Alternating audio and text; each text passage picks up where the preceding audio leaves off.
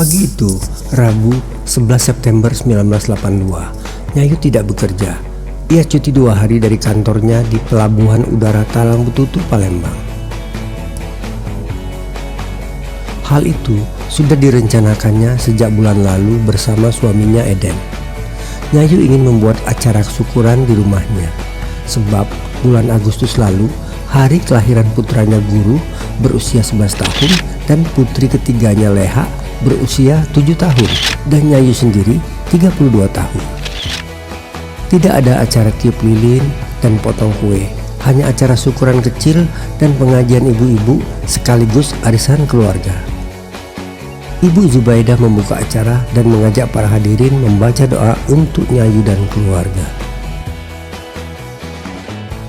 Setelah 15 menit acara berlangsung, suara kering-kering sepeda Pak Pos berseragam abu-abu tua dengan topi berlogo kepala burung itu berdering di depan rumahnya.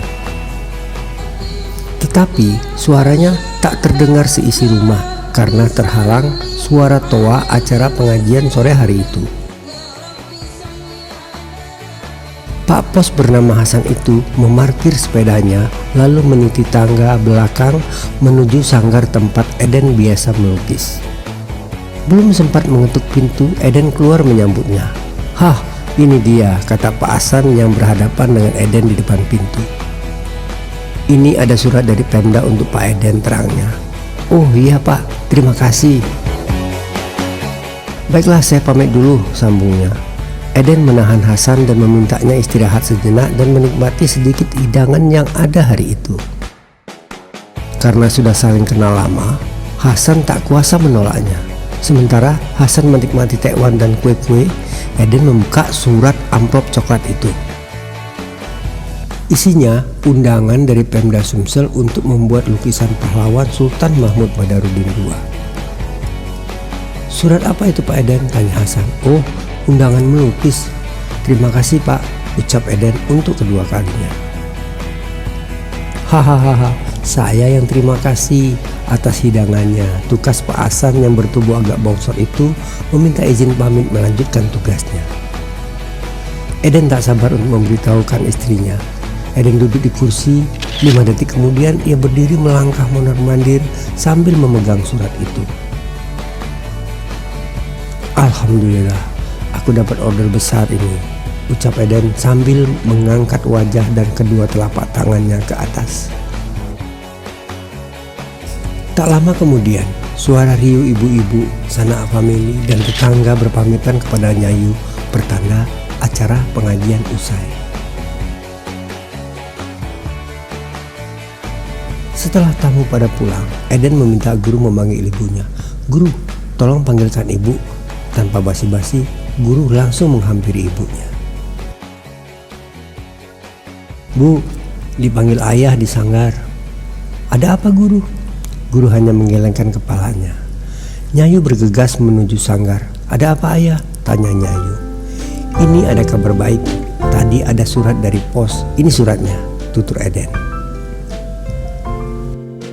Setelah dibaca Nyayu, ia langsung berdiri dan berucap, "Alhamdulillah, ayah dapat orderan besar," tukasnya sambil mengusap wajahnya dengan kedua telapak tangannya. Wajah sumringah keduanya disaksikan Guru yang berdiri di pinggir pintu sambil tersenyum. "Guru, kemari," panggil ayahnya. Guru perlahan mendekat. "Kamu boleh baca surat ini." "Ini surat dari pemerintah yang minta dibuatkan lukisan kan ayah?" "Betul," jawab ayahnya sambil mengusap kepala Guru. "Hore, hore, nanti kalau sudah selesai dan sudah dapat uangnya, Guru dibelikan sepatu baru ya ayah?" "Ya, pasti ayah belikan," jawabnya. "Ayo Guru, bantu ibu dan Bi Isa bereskan ruang depan sebelum waktu maghrib tiba," tukas Nyayu menuju ruang depan. Setelah salat maghrib dan makan malam, Eden meminta Guru dan Puspa untuk mengulangi pelajaran sekolahnya tadi siang.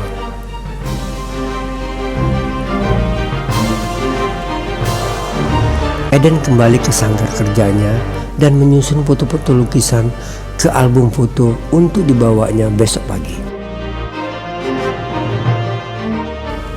Eden melihat foto lukisan Sultan Mahmud Badarudin yang dibuatnya pada tahun 1980.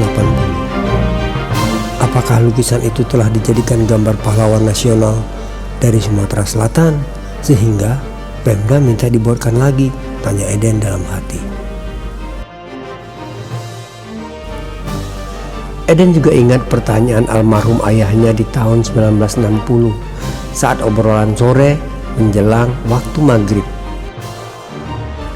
Kala itu Eden kelas 3 SMP 70 Palembang. Eden, kamu pasti tahu siapa pahlawan dari Jawa Tengah? Diponegoro ayah, jawabnya cepat. Kalau Aceh, Teuku Umar dan Cut Nyak Dien. Kalau pahlawan dari Palembang? Tidak ada. Di buku sejarah juga tidak ada pahlawan nasional dari Palembang, jawab Eden. Hahaha. Ayahnya tertawa seolah mengejeknya. Pahlawan Palembang itu ada, yaitu Sultan Mahmud Badarudin II. Belum diangkat menjadi pahlawan nasional sebab tidak ada gambar dan fotonya, terang ayahnya. Obrolan santai sore itu kerap berlangsung. Eden diceritakan tentang berbagai hal, termasuk kisah perjuangannya di masa muda di Curup Rejang Lebong. Tanpa sengaja, tangan kiri Eden tersenggol buku catatan ayahnya, kemudian buku itu jatuh ke lantai kayu. Lalu Eden terkejut karena istrinya ada di hadapannya menaruh secangkir kopi di mejanya. Ini kopinya ayah. Oh iya, terima kasih, jawabnya. Kemudian Eden mengambil pensil dan kertas gambar dan membuat sketsa sosok sang raja. Di ruang tengah, di depan TV hitam putih mirip akuarium itu, anak-anaknya telah tertidur bersama istrinya di atas bentangan dua kasur yang kian menipis. Setelah terasa letih, Eden merebahkan tubuhnya di samping anak-anaknya lalu tertidur. Bu, nanti jam 9.30 ayah pergi undangan surat kemarin. Oh ya, semoga lancar, tutur Nyayu sambil menggendong anak bungsunya Yuni. Apa saja yang perlu disiapkan ayah? Sudah, semalam sudah kusiapkan satu album foto berisi foto-foto lukisan, jawabnya. Vespanya pun melaju ke Jalan Kapten Adipai menuju kantor Pemda yang berjarak sekitar 5 km dari rumahnya. Sampai di sana, Eden diantarkan ke lantai 2 tepat di depan pintu Operation Room Pemda tingkat 1 Sumsel. Tepat pukul 10, 3 orang lelaki, satu diantaranya berseragam coklat muda dan 2 orang berkemeja batik bergegas menuju ruangan itu. Eden kenal dengan salah seorang yang mengenakan batik lengan pendek. Dia adalah seorang sesepuh Palembang, RM Husain, adik dari RM Ayub. Hei Eden, sudah lama menunggu, sapanya. Belum lama Mang Husain. Ayo kita masuk sini, pintanya. Setelah menyalami ketiganya, Eden dipersilakan duduk di dalam ruangan ber-AC itu berhadapan dengan RM Husain dan 2 rekannya. Eden diperkenalkan dengan asisten 3 bidang Kesra, Abdul Rohim, dan 1 orang anggota tim peneliti lukisan gambar calon pahlawan nasional Sumatera Selatan, yaitu HM Sulaiman. Saat itu dijelaskan, Pemda membutuhkan lukisan sosok Sultan Mahmud Badarudin II. Sebab itu kami undang Eden, sebab ananda Eden pernah melukisnya untuk RM Ayub, timpal RM Husain. Pemda dan tim peneliti lukisan gambar calon pahlawan nasional ingin mengundang pelukis dan perupa yang ada di kota Palembang dalam jumlah yang terbatas. Para pelukis diminta untuk menciptakan sosok SMB 2 itu, lalu akan dipilih pemenangnya untuk melengkapi penetapannya sebagai pahlawan nasional. Kapan saya harus membuat lukisan itu dan siapa saja pelukis yang akan melukis sosok ini? Tanya Eden.